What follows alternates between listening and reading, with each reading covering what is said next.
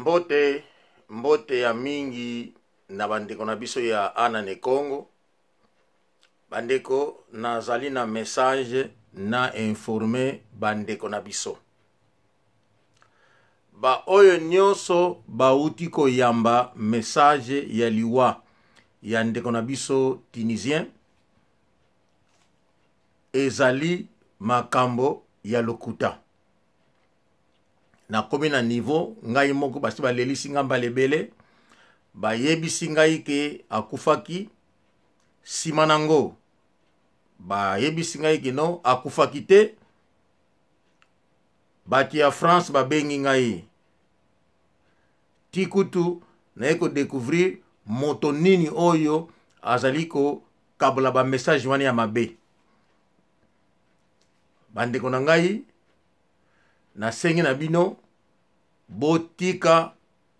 mitema ya mabe botika kopanza sango na kombo ya ndeko na biso tunisien azali moto abeli moto nyonso abelaka me azali na bomoi na sengi na bandeko nyonso tu bangole oyo komona ke atindili susu message yebisa yeke tunisien aza na bomoi akufite kolo akosunga ye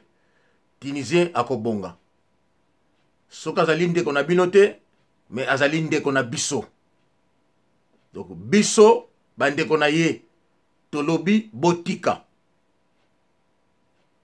soki bomoni bolembi ye biso tokolemba ye te po biso tozali bangole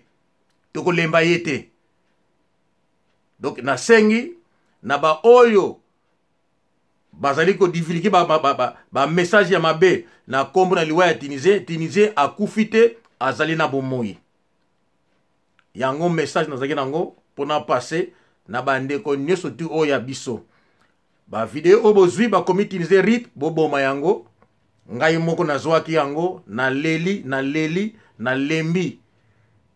bato nyonso tu nabengaki ezosimba te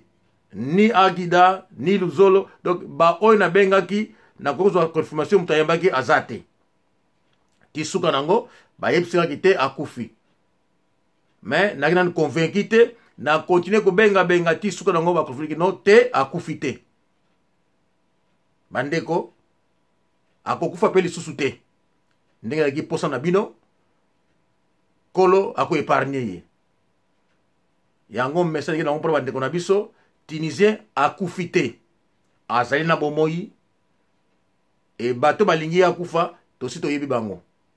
na kosala bango video pe na koloba kombo na bango merci ya mingi à la prochaine bye bye.